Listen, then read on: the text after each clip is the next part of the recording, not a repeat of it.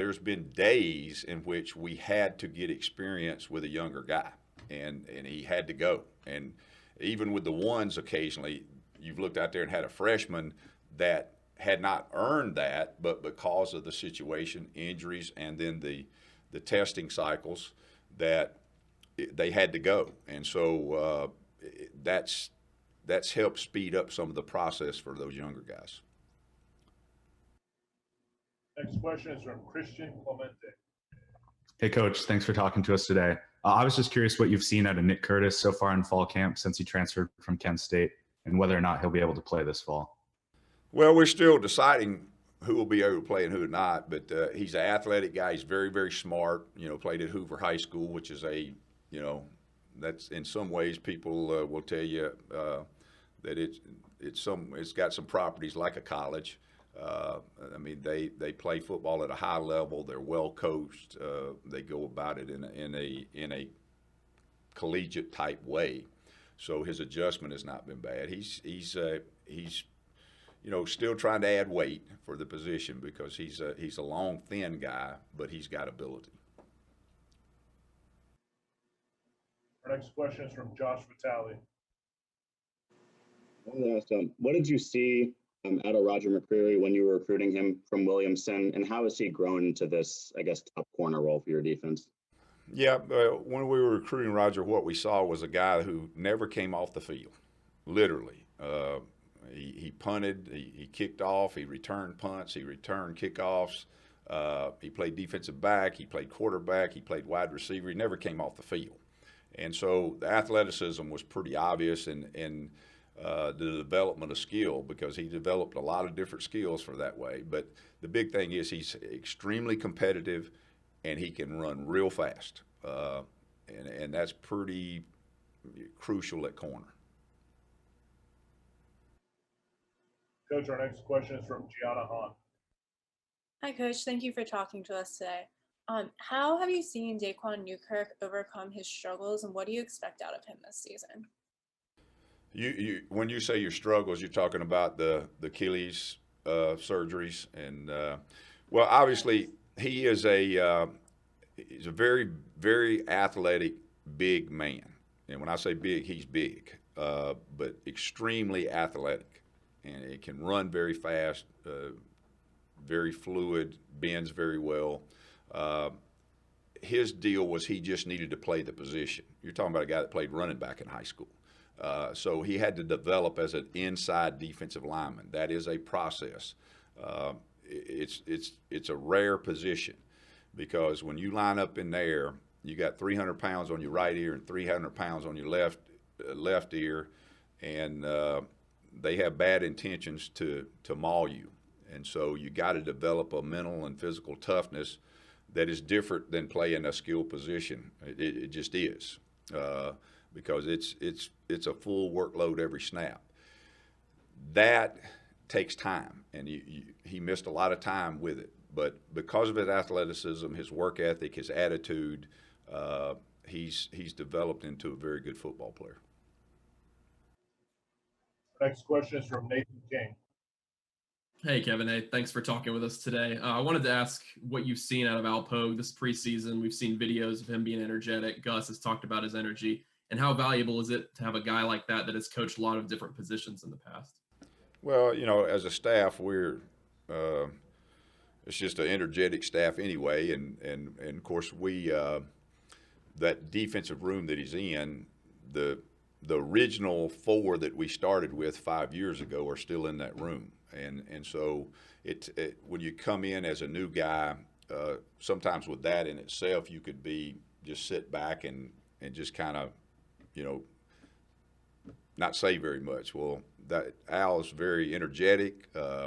He was a guy that he dove right in, and so he embraced his assignment, his job, and brings a lot of energy. The thing I probably appreciate the most about Al is he's the same every day. He comes to work with the same attitude, upbeat, positive every single day. Our next question is from Steve Moulton. Hey, Coach. Appreciate you doing this. With the lack of spring, I'm wondering philosophically, has it changed what you do from a tackling standpoint? How much of that has changed in terms of getting guys thud in practice, that kind of scenario? Yeah. Uh, the thing that probably we had a very productive first scrimmage, but the number one thing that we felt like we had to make a huge improvement on, not that I'm not saying it was awful. I'm not saying it was bad. I'm just saying it was not to our standard. It was not what we usually do from an Auburn defensive standpoint. And so we scrimmaged pretty early in that thing. It was first day in pads that we scrimmaged. So we were going to make the emphasis anyway, but I think the fact that we had video evidence of it to show the guys and the sense of urgency that we needed to fast forward this thing is that we've worked really hard on tackling. Now our older guys, they've been through it. It's kind of like a golf swing. Once you got a good golf swing and hit a golf ball, you kind of got it. It doesn't take much to pick up the club and go do it. And so that's the case for Jamie Sherwood. But for the young guys, the development of that, it takes some time. So we've had to fast forward it, keep it on fast forward pretty much every day. Now we're not tackling to the ground, but you can still get balanced body control, pulling the trigger, the good eyes, head up, those kind of things. You can get that done from a thud mentality. Do you feel good about the overall depth? Because we've heard Coach Malzahn speak about being 3 deep at certain positions. Oh, well, we do. We feel good about that. And again, we've had a moving depth chart every day, and that could be looked at as a negative, but it's going to happen all season long. That's just the way it's going to be. So it's forced us to make sure that we're developing everybody, not just the first two and a half groups. You always develop, but you had time on your side with some of that development. We don't have time on our side now. You could wind up having to play a third team guy in a SEC football game quick. Our next question is from Philip Marshall.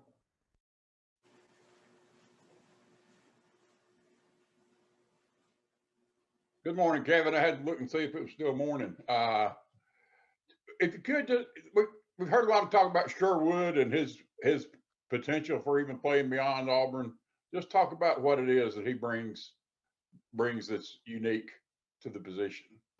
Well, obviously, you guys know, speaking of Smoke and Sherwood, if you go back to the Washington game 2 years ago, both of those guys played in that game, first game of their career at Auburn as a true freshman. We knew in those fall camp that we had 2 very, very good football players that were really smart. They're good tacklers. They can cover. They can get people lined up and quarterback. Jamie may be one of the best tacklers I've ever seen in the secondary. He's that talented with his balance and body control and just really, really good tackler. He's always had good coverage skills. Probably the biggest jump that Jamie's made this year is that he's a quiet person by nature. He's just really a quiet person. And he is more talkative and more assertive on the field. Jamie Sherwood, you asked specifically about him, and if he stays healthy and keeps the mindset that he has, he can be very, very special. Thank you, sir. Our next question is from Thomas Murphy. Hey, Coach. Last season, the defense forced 2 defensive touchdowns, both coming late in the season against Alabama.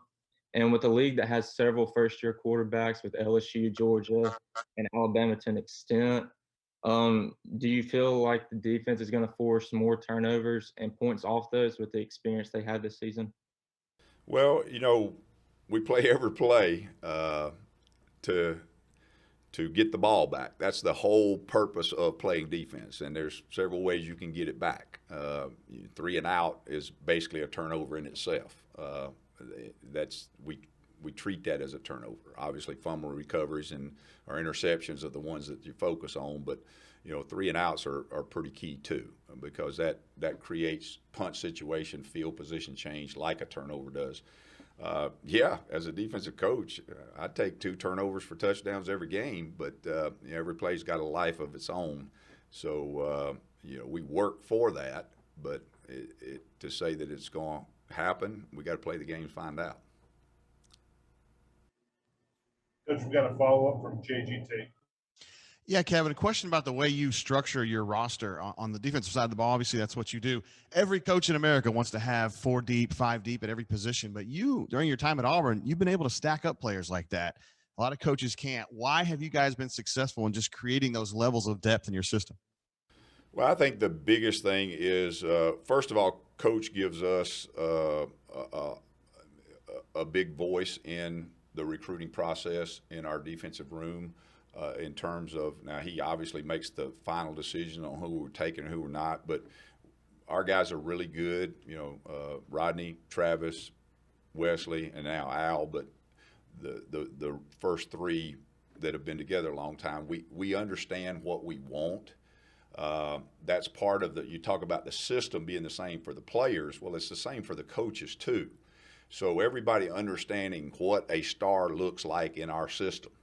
So when they go on the road, everybody has Josh Hosley, Rudy Ford, the guys that have played star for us. Okay, this is what we're looking for. And so once everybody understands what we're looking for, it's important for Travis to know when he goes on the road recruiting, what does Rodney Gardner expect in a 3 technique? What does it look like? Well, we've had some pretty good examples. In fact, we had a great example last year. You've got a vision of that. So I think that's helped us in that we're all on the same page of what each position criteria looks like and what the expectation is for that position. That's helped us tremendously. And we have not been afraid to go find those guys. Now, obviously, there's certain players out there that everybody in the country knows, hey, this guy can play at a high level. But there's also guys that are in small town USA that may not be on the radar that can play SEC football. There's been a lot of guys that that didn't have the recruiting ranking that have played that went on and played in the National Football League, and so trying to find those guys and just meeting the criteria of each position. We have a criteria for each position, and we do not vary from that. That helps us feed the system. We got time for a few more. Next one is from Jason Caldwell. Kevin, you mentioned a little bit about Colby Wooden kind of being one of those guys that's jumped out.